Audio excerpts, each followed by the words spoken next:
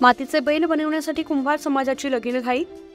2 September रोजी येऊ घातलेल्या बैलपोळ्याची चाहूल लागताच ग्रामीण भागातील कुंभार बांधवांकडून मातीचे बैल बनवण्यासाठी लगीनघाई सुरू असल्याचं चित्र सध्या पाहायला मिळत आहे। ग्रामीण भागातील कुंभार समाजाकडून आजही मातीचे बैल बनवण्याची परंपरा सुरूच असल्याचं दिसतंय। वर्षभर शेतात मेहनत करून घाम गाळून धान्य पिकवणाऱ्या बळीराजाला लाख मुलाची साथ देणाऱ्या सर्जाराजाची सन्मानानं पूजा करून त्याला गोडधोड खाऊ घालून त्याच्याप्रती कृतज्ञता व्यक्त करण्याचा दिवस म्हणजे बैलपोळा। श्रावण महिन्याच्या अमावस्येला येणाऱ्या सणासाठी सध्या ग्रामीण भागात कुंभार बांधवांकडून मातीचे बैल बनवण्यात येतात। जिवंत बैलांबरोबर घरोघरी मातीच्या बैलांची पूजा ही रूढी परंपरा अनेक वर्षांपासून चालत आहे। गावातील कुंभारवाड्यामध्ये मातीचे बैल बनवण्यासाठी जणू काही स्पर्धाच निर्माण झाल्याचं दिसतंय।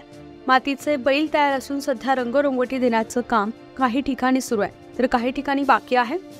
आजच्या आधुनिक युगातही पीओपीची किंवा चिनी मातीचे रेडीमेड बैल बाजारात विकायला येतात, ते नागरिक खरेदी करतात व पूजा झाल्यानंतर शोकेसमध्ये ठेवतात।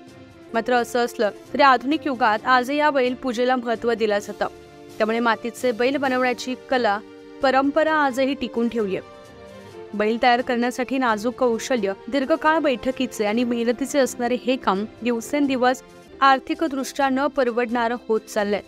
परंतु या कलेकडे पालखेड बंधारा येथील मच्छिंद्र सोनवणे यांनी समाज हे डोळ्यापुढे ठेवून ही कला असणारा व्यवसाय आजतागायत जपलाय। न्यूज 15 मराठीसाठी प्रतिनिधी बापू चव्हाण, नाशिक।